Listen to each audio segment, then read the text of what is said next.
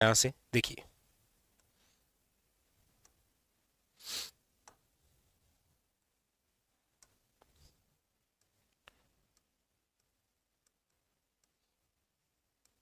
चंबल नदी पर निर्मित बांध।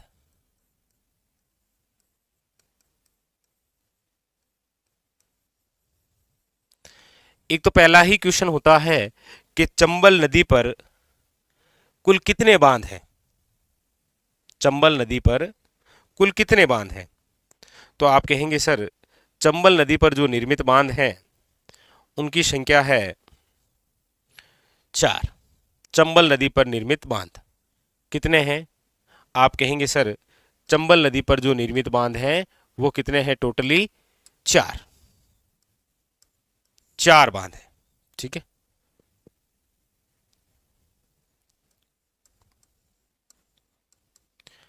याद रखिएगा कि ये जो 4 बांध हैं चंबल नदी पर, ये कितने चरणों में बने हुए हैं? तो याद रखिएगा 3 चरणों में। 3 चरणों में निर्मित है। चंबल नदी पर निर्मित 4 बांध कुल कितने चरणों पर? याद रखिएगा 3 चरणों में निर्मित है। इन 3 चरणों की यदि मैं बात करूं तो देखिएगा,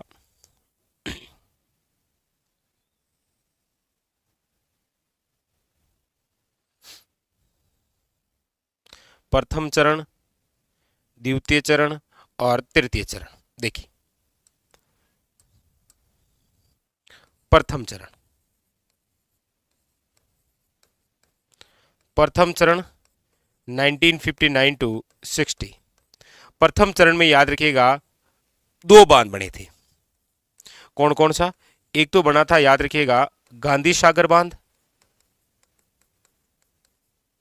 और दूसरा बना था, याद रखिएगा, कोटा बैराज। ये बने थे आपके प्रथम चरण में। अच्छा, दूसरे चरण की यदि मैं बात करूं तो देखिएगा, दूसरा जो चरण है वो है आपके 1970 यानी 1970, और दूसरे चरण में केवल एक बांध बना, और वो बना आपके सामने राणा प्रताप सागर।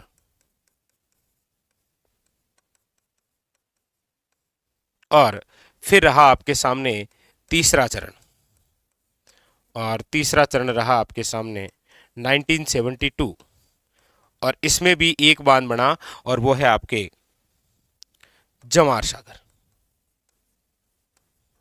ठीक है, ये आपके सामने टोटली चंबल नदी पर 4 बांध 3 चरणों में है। कौन कौन से चरण में कौन कौन सा बांध बना है वो आपके सामने। इधर यदि मैं लोकेशन दर्शाऊं उसकी, चंबल नदी की, तो देखो,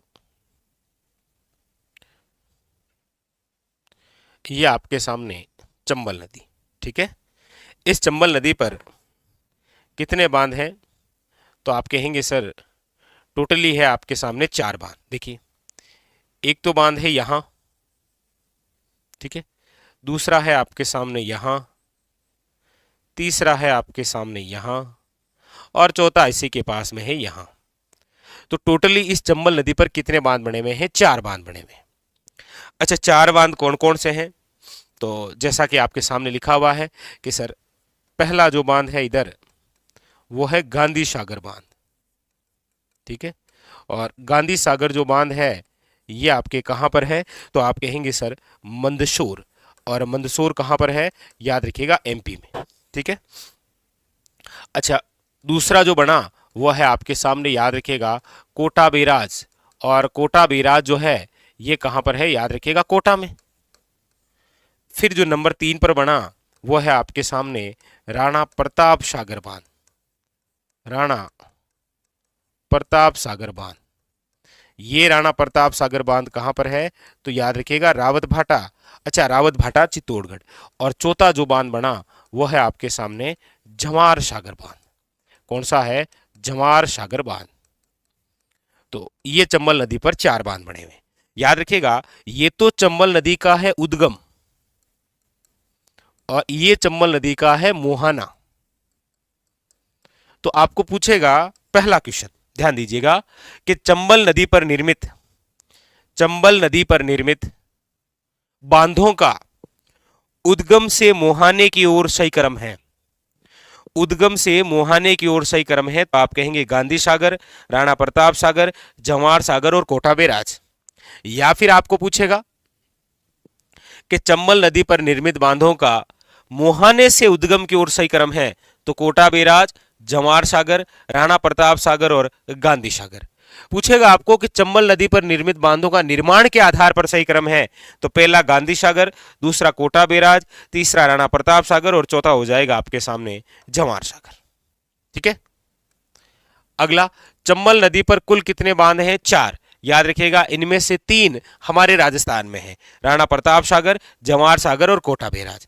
एक जो राजस्थान में नहीं है वो है आपके सामने गांधी सागर बांध, मंदसौर, एमपी। ठीक है। अगली बात देखिएगा, आपको पूछा जाए कि चंबल नदी पर निर्मित बांधों में सबसे पहला, सबसे बड़ा और सबसे ऊंचा बांध कौन सा है? याद रखिएगा, गांधी सागर बांध।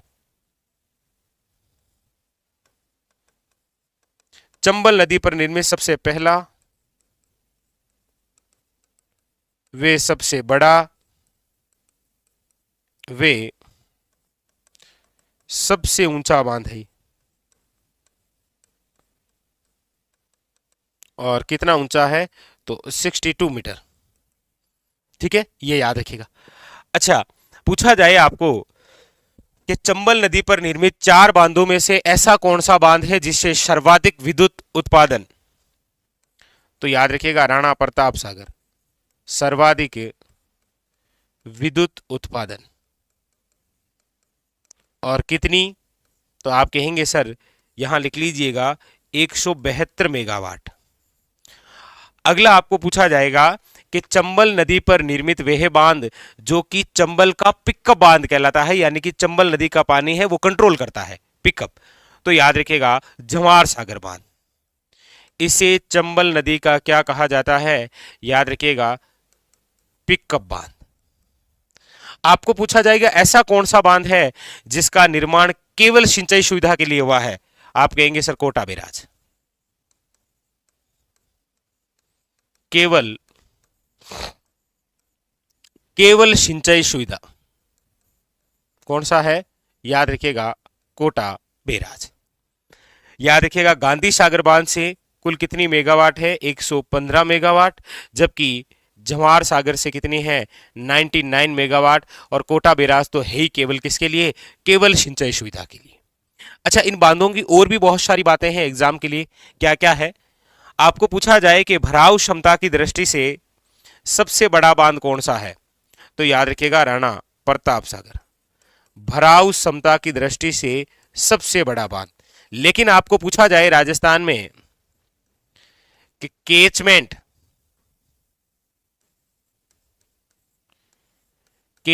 एरिया की दृष्टि से सबसे बड़ा बांध, केचमेंट एरिया की दृष्टि से सबसे बड़ा बांध कोई है, तो याद रखिएगा वो है आपके सामने कोटा बैराज। कौन सा है? कोटा बैराज। अच्छा, इसी कोटा बैराज से 2 नहरें निकाली गई है। एक निकाली गई है चंबल नहर बूंदी के लिए, और एक निकाली गई है इंदिरा गांधी लिफ्ट नहर परियोजना सवाई माधोपुर के लिए। क्लियर? सारी बात क्लियर हो रही है? यहां हम चर्चा कर रहे हैं चंबल नदी पर निर्मित बांध। हमने कहा 4 बांध है। आपने कहा सर कितने चरणों में बने? 3 चरणों में। प्रथम चरण में कितने बांध बने हुए हैं? 2। कौन कौन से? गांधी सागर और कोटा बैराज।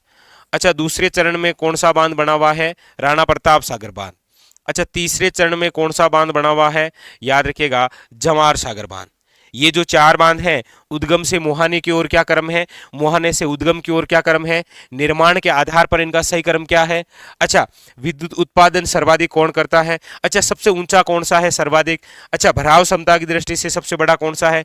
अच्छा, पिकअप बांध किसे कहते हैं? कौन सा ऐसा बांध है जिसका निर्माण केवल सिंचाई सुविधा के लिए है? अच्छा, कितने बांध राजस्थान में है? कितने बांध राजस्थान के बाहर है? कमेंट करके आप बता देना। सारी बात क्लियर हो चुकी होगी चंबल नदी पर निर्मित बांधों का सही क्रम। क्लियर हो गया? सारी बात क्लियर हो गई यहां से?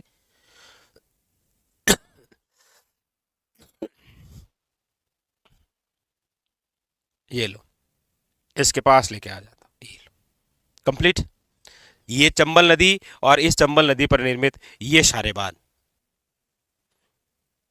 कोई सा भी एग्जाम देंगे तो आपके एग्जाम में यहां से क्वेश्चन देखने को मिल जाएगा। स्टार लगा लीजिएगा कि एग्जाम में आना 100% है। क्लियर है ये? ठीक है, याद रखिएगा, वेरी वेरी इंपॉर्टेंट। चलिए।